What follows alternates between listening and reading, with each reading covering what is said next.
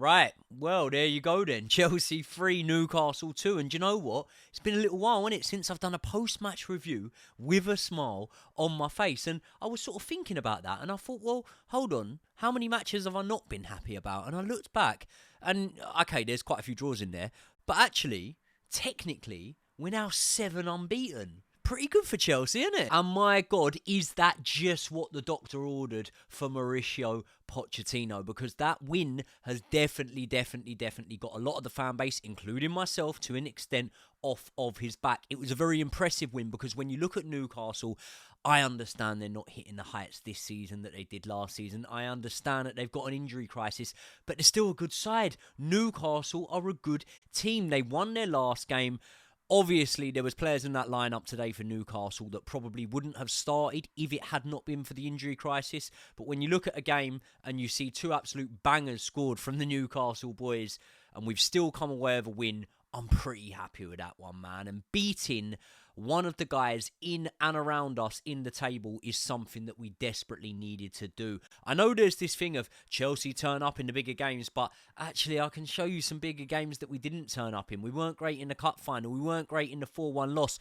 The game of this season that made me feel sick to the bottom of my stomach was the defeat at Old Trafford. So I get it. We've surprised a few and been a little bit more spirited in some of the bigger games, but it hasn't always happened. And in today's game, we did turn up. And who does Mauricio Pochettino have to thank for that? The man that he does not want to give a start to for love nor money, Mhykhailo Mudryk. Let's get in to today's game. Right, so here's how we lined up. Pretty predictable, to be honest. I'll tell you what, Thiago Silva, he just doesn't seem to be getting near the team now. And although Pochettino... Look, it can be two things, can't it?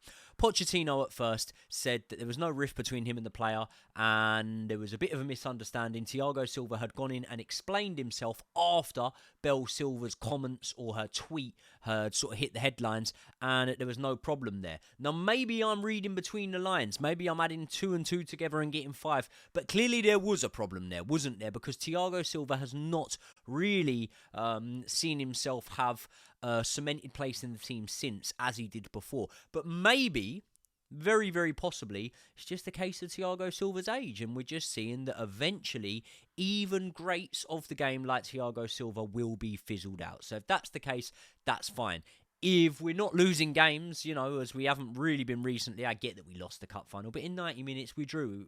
For the most part of 120 minutes we drew, so give us the trophy, really. But yeah, if we're not losing games, I'm pretty happy with it. Trevor Chalobah, pretty good again today. Malo Gusto, always the absolute daddy for us. To be this consistent at 20 years old is ridiculous. Like, one performance this season, I can say wasn't very good in. Wolves at home, wasn't very good in that game. That's it. And he's played more or less the whole season. So very, very happy to have Malo Gusto there. One man I was very, very happy to see back in the lineup, Cucurella. And we're going to get on to my sort of common trend this season, which is reverting, going back on my words and having to eat a bit of humble pie, because we're going to speak about Mhykhailo Mudryk, who I'd had some harsh words for, but Cucurella was a man that I deemed not fit enough to wear the Chelsea shirt. And he didn't have a barnstormer today. He was actually, some could say, at fault for Jacob Murphy's goal, but let's be honest, man. When we talk about players that Mauricio Pochettino has improved, and I've made an argument in the past that there's not many, and I don't think there is many, you know. Has he improved Cole Palmer, or has Cole Palmer just been given an opportunity, you know? I think he's improved Conor Gallagher, but Conor Gallagher, again, has been given more of an opportunity. But one man, Mauricio Pochettino, is either conveniently in the right place at the right time for the uplift in the form we've seen from him, or has improved, is Marc Cucurella, because... do you know what? I'm looking at things now, and I actually honestly think that Cucurella could... Well, no, he is. He's a better option for us than Ben Chilwell at the moment in this system, in this way we're playing. But anyway, we get into that when we talk about what we learned from this match. The double pivot, it's always going to be that now. It's Kenzo? It's Kenzo. It is Kenzo, isn't it? It's Kenzo. Caicedo and Enzo. Yeah, Gallagher in the 10, Palmer on the right, Jackson through the middle. Nothing wrong with that. Sterling on the left wing. Personally, I know you lot are going to go, oh, well, of course you're going to say that, because, you know, it's easy to say that now. But I wouldn't have started Sterling. Actually, all you got to do is look at my last video, me and Josh, when we previewed the game. I wouldn't have started Sterling here. I would have started Mudryk. So let's get into the game itself. 6 minutes in, Cole Palmer whose numbers have been a little bit drier of recent, haven't they, until this game. He gets the ball on the edge of the box after a poorly cleared ball from Dan Burn. It weren't a great clearance. He shoots, he scores. And now at first glance, I'm looking at that goal, right? And I'm thinking, do you know what? If I'm Brian, for example, if I'm a Newcastle fan, I'm going to be a little bit annoyed at the Bravka. I'm going to think he should have done a little bit better because it seemed like a bit of a p-roller. But then I watched it back. I did have a little bit of a confusion in the celebration. I was sort of thinking, Jackson, why are you celebrating? Jackson should have been celebrating. Jackson, mate, I've said about these flicks and these tricks coming from Nicolas Jackson. He's done it again there. He's done it again. Deft touch, bomb, flick through the legs. And actually, it was such a clever move to do because he still banks Cole Palmer the assist. And he actually guides it in because I don't think it was going in without Nicolas Jackson's little deft touch. And this is why I'm so excited for Nicolas Jackson, you know. There was a point earlier in the season. Listen, I'm a flip-flopper. I get it, yeah? Before you get in my comments, I'm a flip-flopper. I've just noticed I've still got my dressing gown on. Listen, I'm relaxing for the night now. It's a quiet one. I've got a hot water bottle in the bed. Anyway, Nicolas Jackson. Earlier on in the season, I'm looking at him and I'm thinking, yeah, you're not our guy to score our goals consistently. You're not going to get 20 goals a season. And he's not. I don't think he is. But I tell you what, he's proving me wrong a lot. And he's going to be a way more important player for us than I think that maybe I've given him credit for. And if we do go and sign Victor Osman in the summer, although that's looking more and more unlikely. But a Sheshko, maybe. I can't say his name. You know what about the other fella. If we go and sign one of them, I still think Nicolas Jackson will play, to be honest. I think he's very, very good. Yeah, he gets on the end of that. He pulls it out of the bag there, really, doesn't he? Because, as I say, Palmer's shot's probably going wide. And the assist actually brings Palmer, at this point, to 25 goals and assists this season. Pretty good, isn't it? Fuck me. Very, very good. Like, when you look at the Bowley signings, who are the best ones? Because there's been a few misses, there's been a few hits, and there's been a few guys like Enzo and Caicedo that you can't really put in either because the price tag. But if we're going on hits, Malo Gusto, Cole Palmer, Petrovic. Big hits. Big hitters. And it puts what?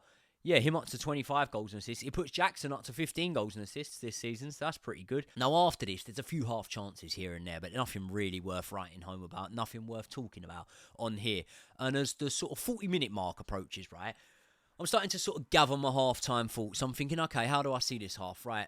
We haven't really put the foot on the gas since scoring against Newcastle, but I tell you what, we've looked controlled. Cucurella being in the lineup has given us another dimension. It means that we're not overly reliant on Malo Gusto to create up the right-hand side. We can also go at the left-hand side because Cucurella is offering a bit of an outlet there. Sorry. Anyway, it's giving us a bit more balance. Newcastle have had a lot of the ball in our half, but we're keeping structure, we're keeping shape, and I'm not going to sit here and say, oh, Newcastle can't have the ball in our half. They can have the ball in our half because they're a bloody good team, all right? Bloody good. So, yeah, wasn't too... I'd say I was pretty content going into sort of my thoughts at half-time either way. And then, 40 minutes, Isaac channels his inner Thierry Henry, gets it on the edge of the box, placement shot, lovely, absolute belter from Isaac. It's one of them FIFA shots. I used to curl them in all the time on FIFA. Yeah, so pretty good. Good goal, man. Bruno G with the assist, he feeds him. Bottom corner, nothing really that Petrovic can do about it, and that draws the Magpies level. So, yeah, Chelsea actually react fairly well to that, you know. I can't think who played the ball, but someone played the ball. Nicolas Jackson, he's just a yard offside. Really unlucky, to be honest, that he was offside because he ends up getting it and he gets himself into that position. Now, Nicolas Jackson, this is why I will always say, and I'll die on my sword saying it, he is an enigma. Said it first time. Struggle with that word. Anomaly, that's the one I really struggle with. Nicolas Jackson's an enigma because the ones that are harder to score, he scores, and the ones that for a striker, if he is a striker and not a winger, should be easier to score, he normally can fluff his lines a little bit, but he doesn't this time.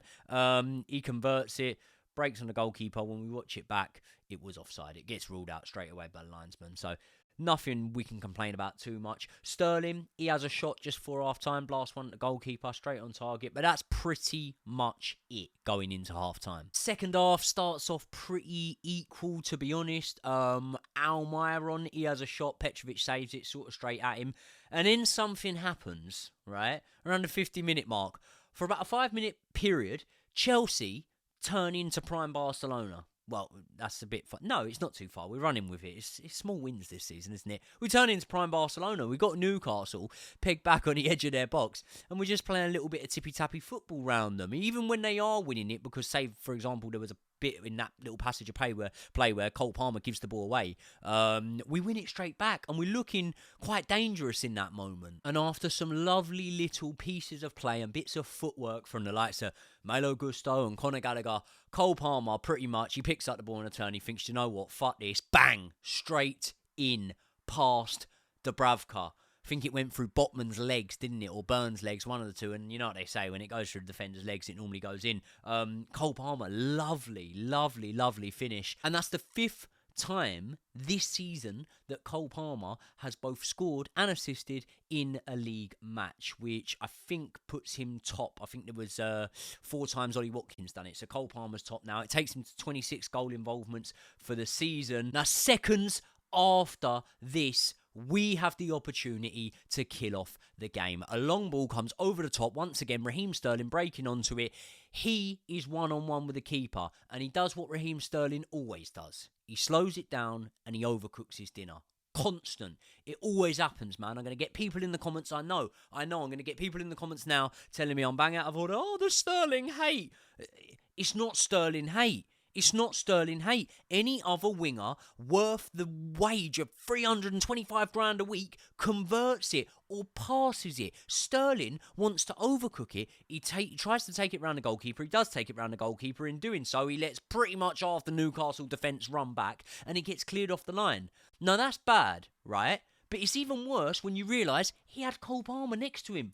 Cole Palmer's there. He's just scored a beautiful goal. If he's just scored that banger from outside the box, he can score a little tap in here. Sterling got greedy. Sterling went for the shot himself, saw the headlines, went for glory, gets it cleared off the line.